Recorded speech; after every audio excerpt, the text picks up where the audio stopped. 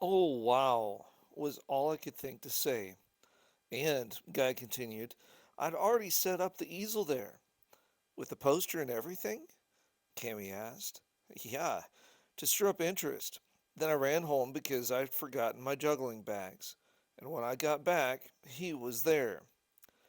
Did you talk to him? I asked. Guy shuddered. No, I never even got close.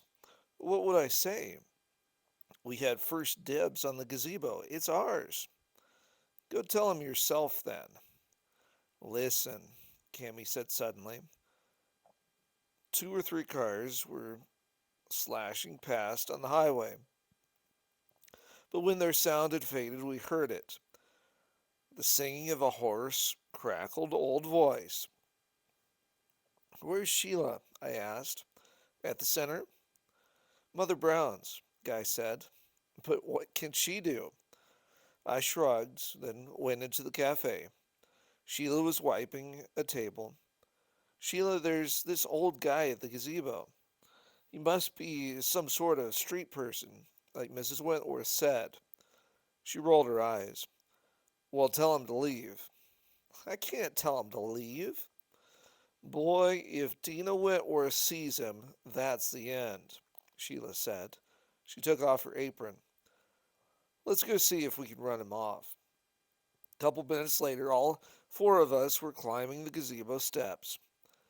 Seeing up close, the old man looked rather kind. I even felt a little sorry for him. I'm afraid we'll have to ask you to leave, Sheila said sincerely. What's that? You'll have to go. Go? He looked at us, then at the poster on the easel. He had my drawing of Cammy on it. That you? He asked her. Cammy nodded. I'm afraid, Sheila began again. Hey, he said in a voice like tattered thunder. He gestured toward the easel. This your stuff? This belongs to us, yes, Sheila said firmly. And have you paid your user fee? Sheila blinked. What user fee? I've staked out this area, see, to make a little money. This is my area. He strummed thoughtfully on his guitar, a cracked old Silvertone. If you kids want to use this area, you've got to pay me your user fee.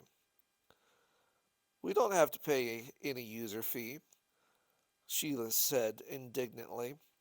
We've been using this area for 2 days now, so will you kindly leave? That, he said gravely, raising a dirty finger from the guitar strings, is where you made your mistake. It takes a full week to establish rights to a space. I spoke up for the first time. But you've been here only today. But I'm here now, he chuckled. And you're not. So it's my space. And after a week, it'll be legally mine. He closed his eyes and began to sing a country song, but suddenly stopped singing and opened them again. You can call up the city council if you want to, and they'll tell you the same thing, he said. Name's Willie, by the way. And he shut his eyes and began to sing again.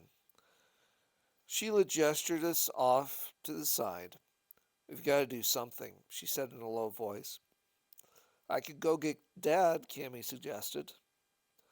Sheila shook her head. Let's save that for a last resort. Hey there, you kids. Willie had stopped singing. Come here. Let's ignore him, I said. That'll make him yell louder, Cammy told me. We'd better play along until we think of something. We walked back over to the gazebo. Hey kids, let me introduce you to my girlfriend. Only love of my life. We looked around. What's the matter? Can't you see my girlfriend? Name's Marjorie. Only love of my life. He lifted the old guitar's neck high and then embraced it. Sweet old Marjorie, he crooned. The Grace Gospel Mission downtown locks her up in a cupboard every night so that nobody'll steal her. Sweet old Marjorie. Ain't never been unfaithful to old Willie. Ain't never let me down. Not like some women I've known, he muttered darkly. It's, it's some kids who try to run a professional musician off his space. Let's get out of here, Guy said in a low voice. Hey, Willie bellowed, staring over our heads. We turned. Mother was pushing a two-seat stroller along the sidewalk, heading toward ye old bookstore. Hey, babies, let me see the babies. You got two babies there. He twanged the guitar and began an off-key rendition of Lullaby, punctuating the song with more hoarse requests to see the baby. The woman, the woman stared at him for an instant, then hurried away with the stroller. I'm out of here, moaned Cammy. I'll get Dad. Wait, said Sheila. I've got an idea. She walked up the gazebo steps. Willie? Hey, he blinked at her.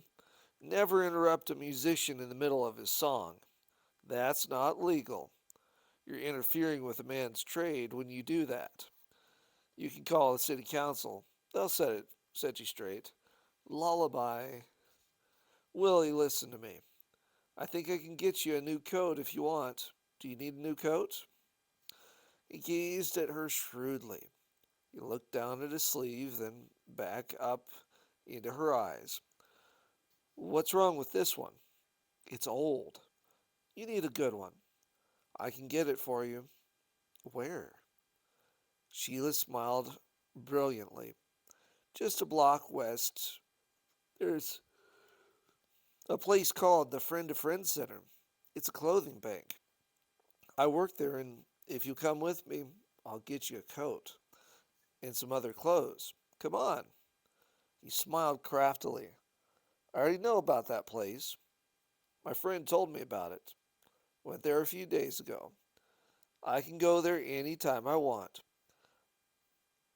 but I'm not leaving here until I get some cash. Now, if you kids will just bug off and let me play my music. Suddenly, Dina Wentworth was in our midst.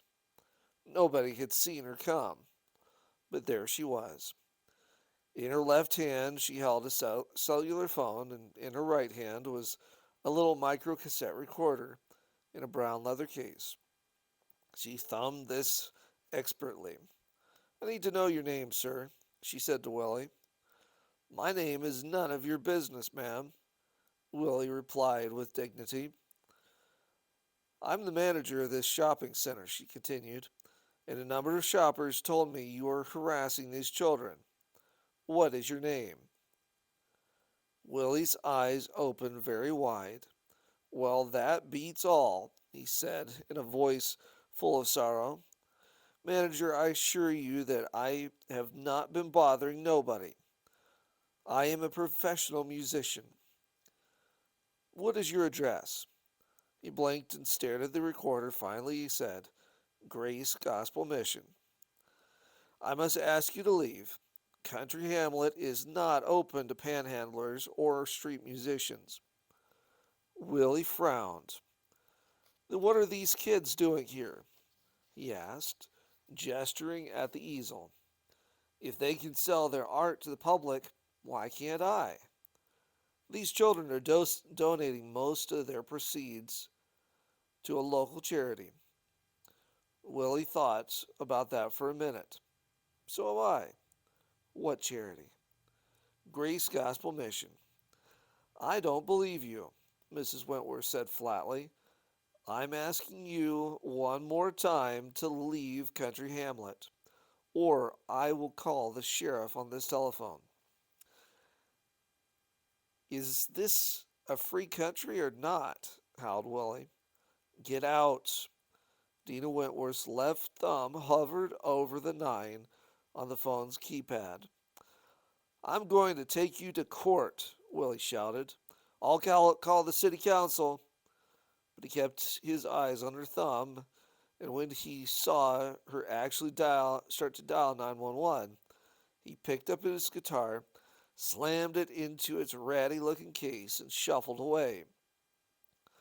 You'll regret this, he screamed in a voice that, from what Guy's mother told us later, frightened the little kids all the way over in Hamlet's daycare. I've got friends in the big gangs downtown.